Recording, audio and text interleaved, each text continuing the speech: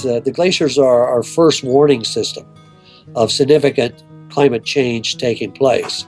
But we will, unfortunately, all of us see that change in our temperature records, in our weather patterns, and we will all be impacted by changing of the global climate system.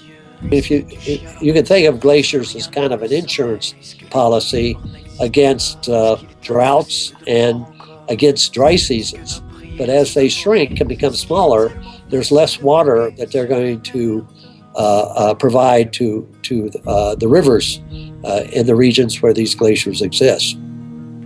The problem with all of these glaciers is the problem that we have on a global basis is the fact that our temperatures are rising.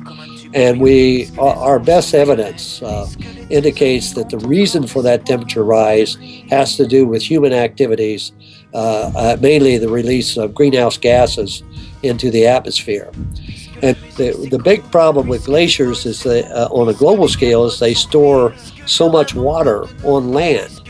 And when you melt them, that water goes into the ocean and sea level rises. And many of the great cities of our world have been built at sea level, and suddenly they become at risk to climate change.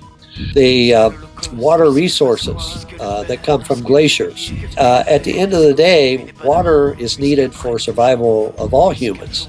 So it becomes a geopolitical problem when you look into the future. I think all of us on this planet have to become better users of energy and less emitters of CO2 and methane and nitrous oxide, the things that are driving the temperatures of the planet up.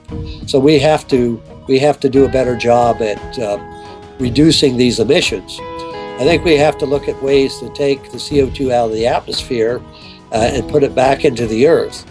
But I think that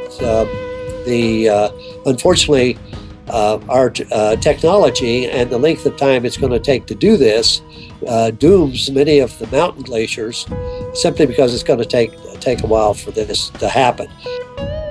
Our children will be, in order to see a glacier, you're going to have films that have recorded them when they existed. And so I think that's a great loss in itself.